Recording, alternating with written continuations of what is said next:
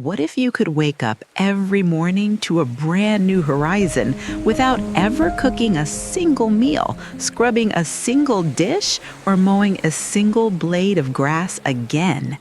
It sounds like a dream, but for 30 days, I lived it. I traded my house, my yard, and my to-do list for a cabin on a cruise ship, and what I found completely changed how I think about retirement.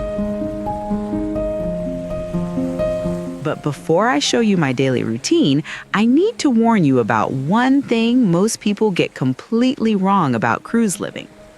I'll reveal it at the end, and it could save you thousands.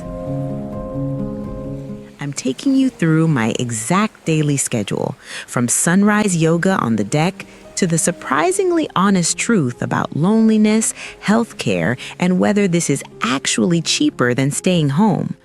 Stay with me because by the end of this video, you'll know whether this life could actually work for you. So why would anyone do this? Honestly, I was done. Done with the yard work, done with cooking for one, done watching my social circle quietly shrink. I kept hearing whispers about people retiring on cruise ships, trading property taxes for port days. Was it crazy? Was it genius? I had to find out for myself. I booked a 30-day voyage on a ship designed for longer sailings and senior-friendly programming. Think of it as a trial run for a permanent vacation.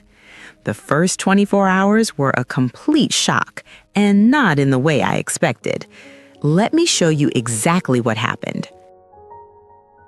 The first moments felt like pure magic.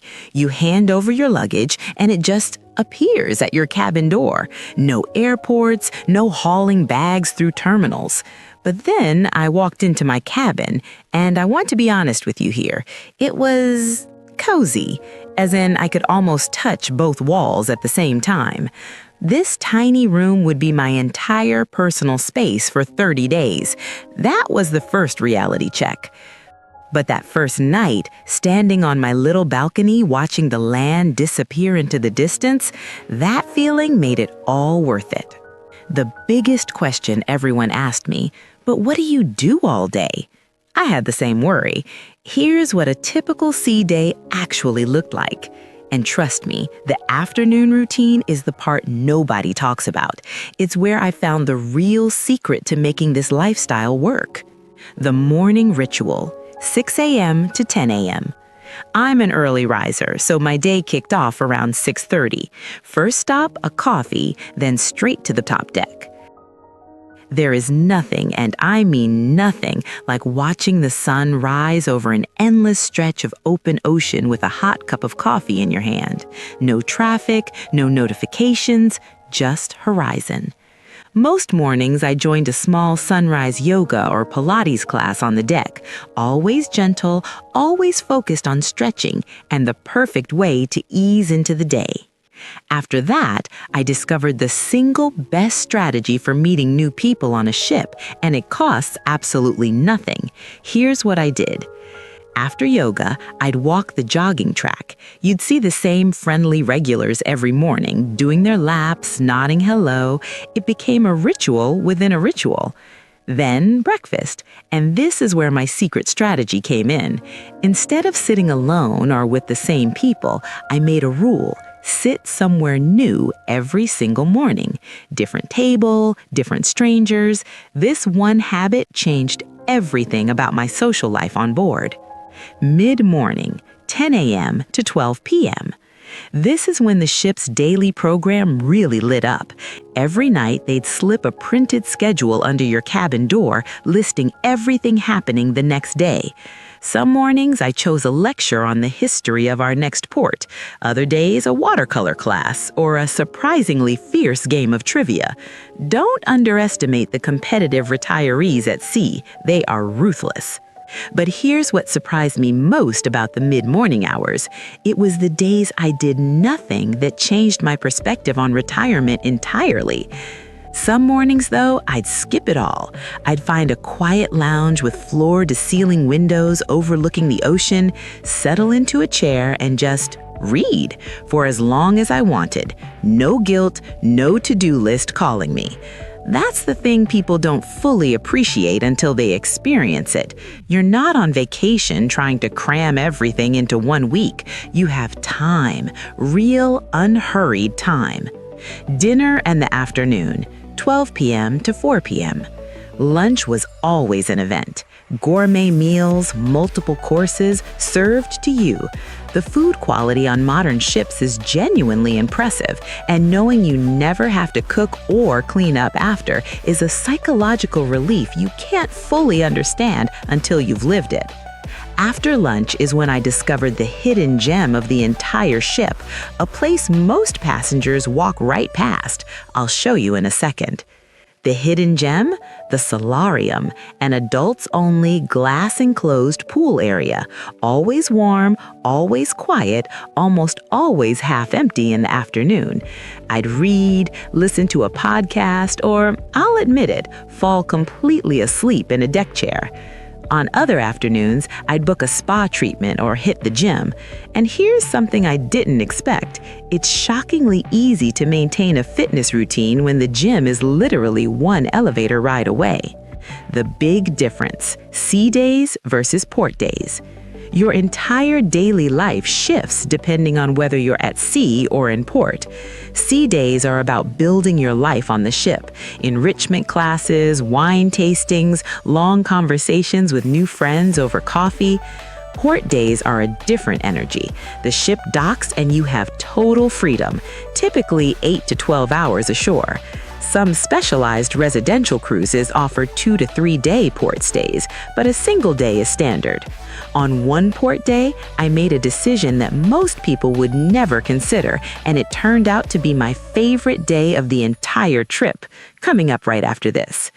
Some passengers take organized shore excursions. I often just walked off alone and wandered, found a local cafe, ate what the locals ate, got happily lost in a neighborhood I'd never planned to visit. And on the days I was tired, I stayed on the ship. Empty pools, empty lounges. The ship feels like it belongs entirely to you. The evening, 6 p.m. onwards. Evenings always felt special. Dinner in the main dining room was a chance to dress up, even just slightly, and enjoy a multi-course meal that appeared as if magic and disappeared the same way. After dinner, Broadway-style shows, live classical concerts, movies under the stars, cards with friends, or just finding a quiet piano lounge for a nightcap. But here's what I noticed happening by week 2 that nobody warned me about, and it completely changed how I thought about this lifestyle. By week 2, I stopped looking at the daily program, not because I was bored, but because I already had plans. People were saving me seats at breakfast. There was a standing trivia team, a walking group, dinner reservations with people I met 4 days earlier. The community built itself. I didn't have to chase it. If you're finding this helpful and you're maybe, just maybe, starting to picture yourself here, do me a favor and hit subscribe. It's free and will help a lot for this channel. Now, let's get to the part you really need to hear before you book anything. After 30 days, here's the honest truth. This lifestyle has some extraordinary highs and some very real challenges that could be deal breakers depending on who you are. The biggest benefit isn't what you'd expect. It's not the food, the travel, or the entertainment. It's something far more important, and I'll tell you exactly what it is. The single greatest benefit is the elimination of daily maintenance. No cooking, no cleaning, no home repairs, no yard work. That alone freed up enormous amounts of mental and physical energy I didn't realize I was spending. The second huge pro, built-in community. You are surrounded by curious, adventurous people who chose to be exactly where you are. Friendships happen naturally over breakfast, at trivia, during a shore excursion. For anyone who's felt social isolation creeping in during retirement, this is genuinely powerful medicine. And what about the cost? Because here's where it gets really interesting, and the answer isn't as simple as you've probably heard.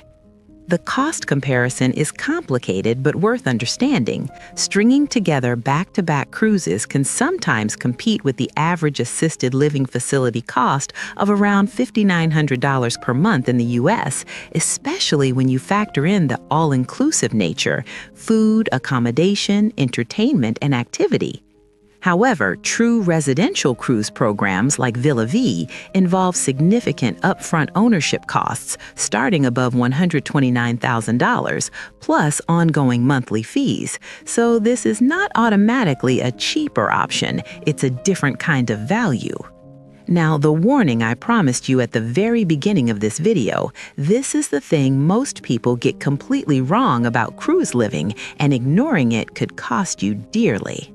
The space. Even on a lovely ship, your cabin is small. This lifestyle requires genuine comfort with minimalism. If you're attached to your stuff, your space, and your square footage, that's important to reckon with honestly. The loneliness surprise. Even surrounded by people, there were days I ached for the easy, familiar connection with family. Video calls help, time zone differences don't. But here's the warning I promised: healthcare. This is the most critical issue, and it's the one most people either overlook or discover too late. Onboard medical centers can handle minor issues and emergency stabilization. They are not full-service hospitals. For anything serious, you need treatment in port, which is logistically complicated and potentially very expensive. Many domestic insurance plans, including Medicare, may not cover you at sea or in a foreign country.